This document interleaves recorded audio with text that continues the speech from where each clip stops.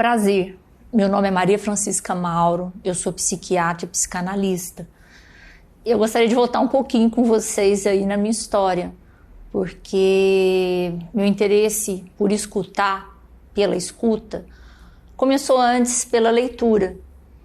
Quando eu era criança, enfim, e que todo mundo possa continuar criança, que isso é muito bom, mas quando eu era criança de verdade, eu sempre me interessei muito por ler. Muito, muito, muito. O mundo da literatura sempre foi para mim um refúgio. Um refúgio de alma, um refúgio de conhecimento, de procura, de compreensão, de entendimento. E sempre eu fui muito voraz em querer ler. Até, assim, teve alguns anos da minha vida que meus recreios eu passava na biblioteca. E era amiga da bibliotecária. E eu sempre fui, quando eu chegava em bibliotecas, e quando chego em livrarias também, eu fico emocionada, eu fico em êxtase. E isso, para mim, é um lugar muito importante, a leitura. E aí eu sempre fui de escrever.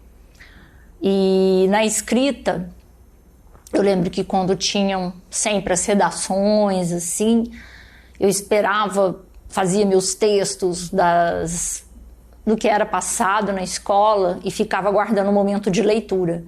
Era como se ali eu tivesse com um holofote naquela leitura e pudesse traduzir aquela emoção, aquilo que eu tinha tido vontade de transmitir. E era muito importante para mim aquela leitura. Era o melhor momento da escola quase da semana. E perdurou muito isso. E aí eu ficava pensando, como que eu posso escrever melhor? Como que eu posso sentir mais? Como que eu posso me aprofundar nesse caminho meu? De uma forma que eu possa ir sentindo mais e entendendo mais a natureza humana de um jeito, enfim, de um meu jeito próprio, e de um jeito, enfim, cada vez mais profundo. Eu percebi que a medicina seria um curso para mim, apesar de eu não ter muito a ver em ser médica, porque eu nunca minhas matérias sempre foram melhores, foram história, português, e biologia, assim, não era assim fascinante para mim. Mas eu fui para a medicina, que foi muito difícil, porque a medicina, eu não procurava na medicina aquela coisa assim de pegar o paciente, fazer uma cirurgia, dar ponto, tirar sangue, que meus colegas eram tão bons nisso. Eu queria ficar por último para poder escutar o que aquele paciente ia falar, o que aquele sujeito ia falar quanto à história da doença dele. E era cada vez um encontro em que eu estava ali para testemunhar o que poderia, na história daquele sujeito, a doença ter cruzado com ele. E isso me instigava. E eu sabia, quando eu fui para a medicina, que meu caminho seria a psiquiatria. E alguns momentos eu tentei desviar da psiquiatria, como assim, falar assim, poxa, mas será que eu não dou para cirurgia plástica, que eu não dou para dermatologia ou outra, enfim, especialidade? E fui tendo cada vez mais certeza que a psiquiatria seria o lugar que eu poderia escutar histórias, encontrar sujeitos e poder me aproximar da natureza humana de um jeito mais profundo. E assim foi. Quando cheguei na residência médica, né, em psiquiatria, eu encontrei a psicanálise de uma forma muito intensa, em que na entrevista com o paciente eu percebi que a condução da entrevista psicanalítica, a conversa, ela era ainda mais próxima do jeito que eu gostaria de escutar as pessoas. E isso foi muito importante na minha formação. É sempre difícil entender se aquele sofrimento é um sofrimento existencial, vamos colocar entre aspas, ou se, de alguma forma, aquele sofrimento que aquela pessoa está passando, ele ultrapassou um limite em que ele precisa ser cuidado como doença, com medicamento, com diagnóstico. Isso é uma arte, é uma sutileza. É lógico que a gente vai, como médico, como psiquiatra, você vai traçando linhas de comportamento, nuances de comportamento, em que você vai se apropriando desses limites de uma forma, é lógico, baseada em evidência, baseada em ciência, baseada em tantos outros que já nos permitiram esse conhecimento, nos antecederam no conhecimento da ciência, da psiquiatria, mas também não tem como aplicar a ciência sem que se perceba o sujeito que trouxe aquela doença.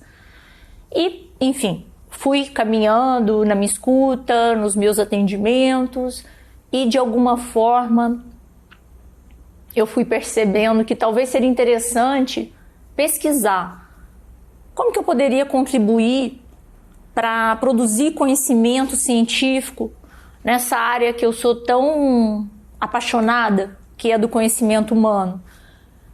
Me interessei por uma área que eu percebi que não se tinha ainda muitas respostas. E eu atendia pessoas que haviam realizado cirurgia bariátrica no hospital universitário e comecei a me questionar: o que acontece? Será que essas pessoas têm algum sofrimento anterior? Ou a cirurgia os provoca esse tipo de problema? E, enfim. E perante tudo isso, eu fui ficando com dúvidas e quis que essas dúvidas começassem a ser respondidas pelo método científico. E foi dessa forma que eu fui para o meu mestrado. O mestrado foi me aprofundando, o meio universitário foi me envolvendo, e aí eu percebi que o mestrado não bastava. Optei por continuar no meio universitário através do doutorado. E ainda estou no doutorado, imersa aí neste lugar e do rigor, do método. Mas de alguma forma eu também queria comunicar esses caminhos meus aí, essas minhas buscas, meus desencontros, minha forma de escuta. E eu tinha uma necessidade de comunicar isso. E veio essa ideia de agora desse lugar de comunicação que a gente pode ter, né, através das mídias digitais, de um canal do YouTube. E aí eu tive essa ideia, que é o Profundamente, em que eu possa falar e agregar aí, ou despertar, que pessoas que às vezes têm quadros que não são existenciais por si, mas são quadros em que eles têm um sofrimento emocional que já atingiu o nível de doença, eles não fiquem aguardando tantos anos para buscarem ajuda, que eles possam se permitir ou perceberem ou se autorizarem a ir se tratar. Esse é o objetivo dessa conversa, que ela possa dar faíscas, dar despertares, cliques, estalos ou apenas encontros, que também pessoas que sofrem com algum quadro psiquiátrico em casa, elas também têm muita dificuldade de ajudar aquela pessoa que ama. Então, quem sabe também ser uma forma das pessoas que convivem como amigos, familiares, colegas de trabalho, que a gente faça aí uma rede de comunicação, de entendimento, de forma não taxativa, mas também com elementos que a gente já tem de evidências e que as pessoas possam perceber que pode se sofrer, mas não precisa se viver sofrendo. Bem-vindo ao Profundamente. Espero que seja aí para você um bom momento.